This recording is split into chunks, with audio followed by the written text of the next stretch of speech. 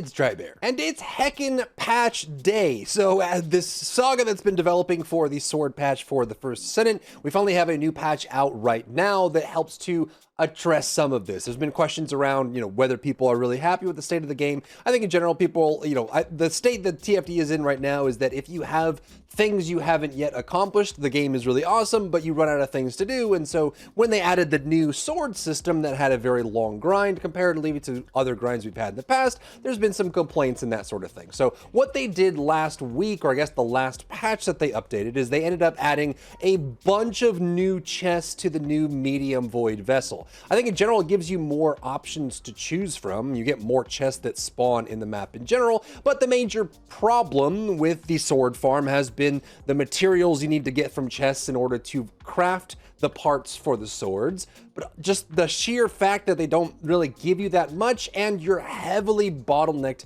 by the amount of encryption keys that you can get. You get, I believe, 6 per run, which means that every time you do a run, you have the next run, you get to open 6 chests, and then you do that over and over, but that still was really only like, I don't know, like 20 to 40 materials per run, and then you had to get 100 per part, 3 of those per sword, and then 5 of those, right? So you're looking at what, 30 runs just to get a sword. It gets really, really, really crazy. So what did they do today to address some of this, and what's in the patch? Let's dive in. Now, to address the sword farm material issue, this is what they ended up doing with today's patch. So they basically did the same system that they have for the green vouchers that you get from the Abyss bosses. Most of the time, you don't get very many. However, occasionally there's a small chance that you will get a larger amount, and that's kind of what they're doing here. So they made it so that when you open a special material storage box or an experimental material storage box on hard difficulty,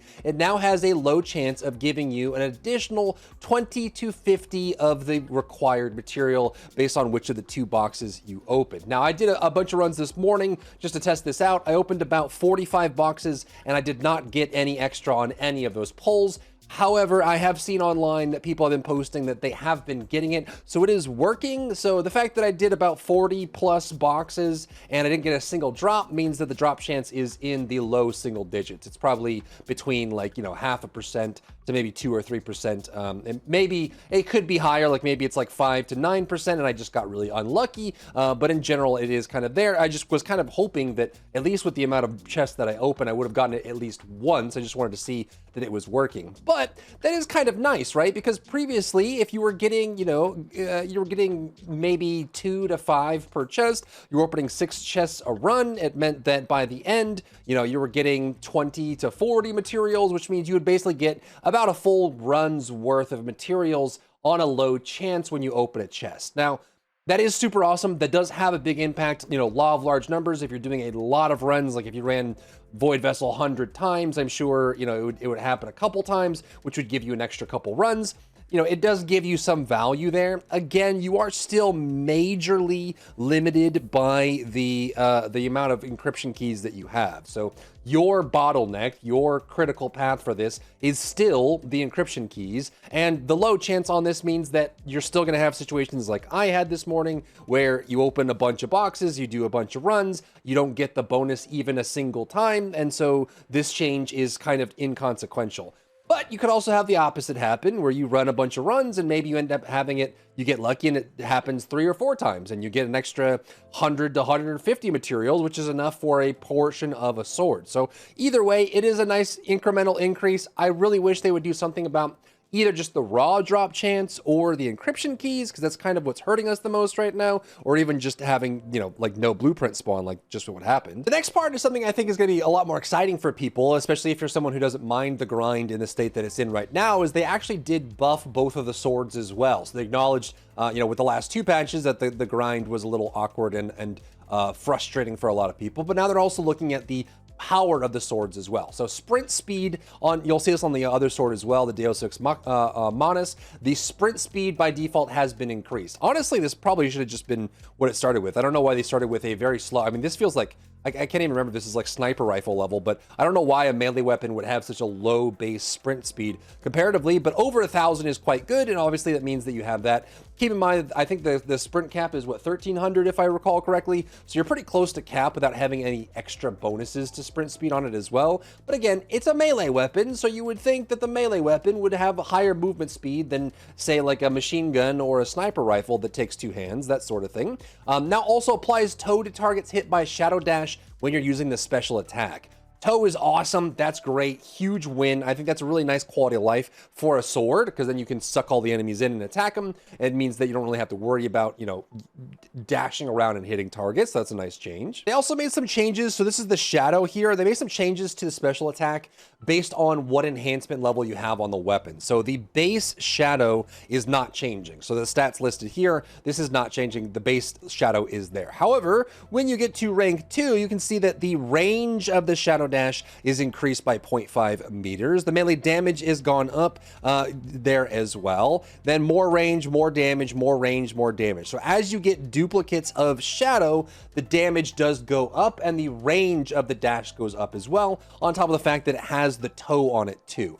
Now, I haven't messed with this too much on the shadow yet to see how this works. Let me know if you guys have messed with this to see exactly how strong this toe is. But I think in general, again, some nice changes to make shadow more viable. Then they did the same baseline change for Deus Ex Manus. So sprint speed has been adjusted to be 1040 at base as well. It's very possible that you may not need, you know, obviously you'd want to have maximum sprint speed regardless if you're running around a lot, but you're pretty close to cap already by default, which is pretty nice, and it gives you a nice little boost there, especially on the two-handed, like, claymore size sword, which is great. They also improved the normal attack so that when many targets are hit, MP is only consumed once per normal attack to apply additional damage rather than for each target hit. So this one was super awkward because you would hit a big AoE. Like, again, they kind of designed this weapon to be single target elite champion level slayer, but if you hit a large group of enemies, it would suck all your mana away, which was a huge massive problem. So the sprint speed increase is pretty nice. The change to the scaling is pretty nice.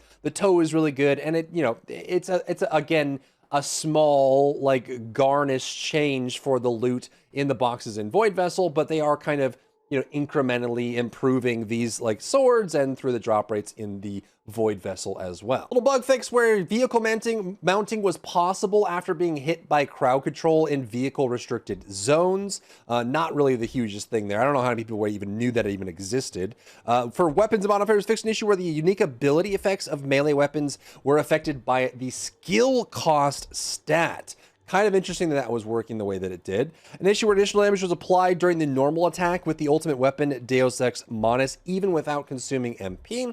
Fixed an issue where the minimum piercing rate stat for melee weapons could exceed 1, which I wonder if this was giving extra damage or not. Fixed the storage inventory to allow separate sorting and filter settings for each of them, which is nice. Fixed an issue where product pages would automatically scroll when returning after simultaneously pressing the shop page navigation and meta menu navigation at the same time, where it would just automatically scroll with that issue, so those would overlap, almost like a double bind, I guess. Fixed an issue where the acquisition information for the Photon Quantum Crystal incorrectly displayed the Void Vessel medium-sized facility zone normal difficulty, when instead it would come only from the hard mode, right? So this is only acquired in the medium-sized facility hard mode.